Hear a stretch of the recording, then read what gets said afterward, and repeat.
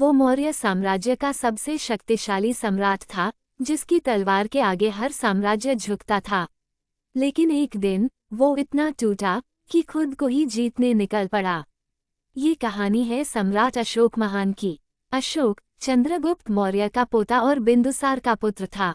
राजवंश में उसका जन्म हुआ, लेकिन सिंहासन का उत्तराधिकारी बनना आसान नहीं था। उसने तक्षशिला और उज्जैन जैसे विद्रोही प्रांतों का दमन किया और धीरे धीरे अपनी राजनीतिक ताकत से सभी को पीछे छोड़ दिया।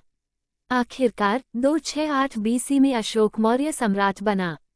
सम्राट बनने के बाद अशोक ने एक युद्ध छेड़ा कलिंग के स्वतंत्र राज्य पर, जो वर्तमान उड़ीसा में था। ये युद्ध भारत के इतिहास का सबसे भयावह युद्ध था। 1 लाख से अधिक लोग मारे गए, हजारों घायल हुए और लाखों ने घर खो दिए। लेकिन उस युद्ध के बाद कुछ बदला। जब अशोक ने युद्ध के मैदान में मृत बच्चों, औरतों और घायल सैनिकों को देखा, उसका हृदय कांप गया। उसने खुद से पूछा, क्या मैं विजेता हूँ?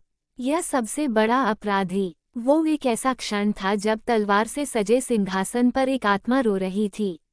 यहीं से शुरू हुआ एक नया अशोक, धम्म अशोक।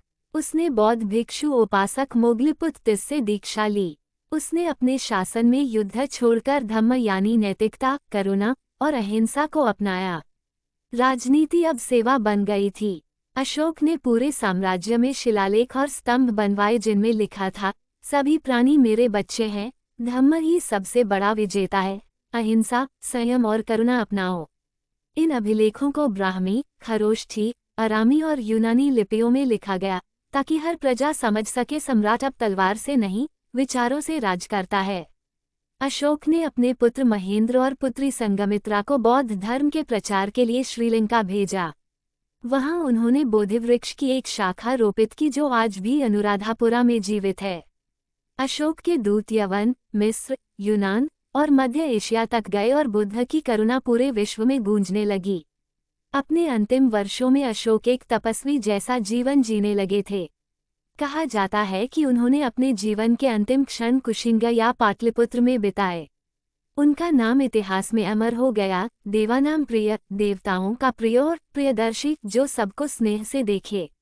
सम्राट अशोक, जिसने तलवार से राज शुरू किया लेकिन अंत में बन गया करुणा का प्रतीक। एक योद्धा जिसने सबसे बड़ी जीत अपने भीतर हासिल की, अपने अहंकार पर, अपने क्रोध पर और अपने अतीत पर। ऐसे सम्राट को इतिहास कभी नहीं भूल सकता।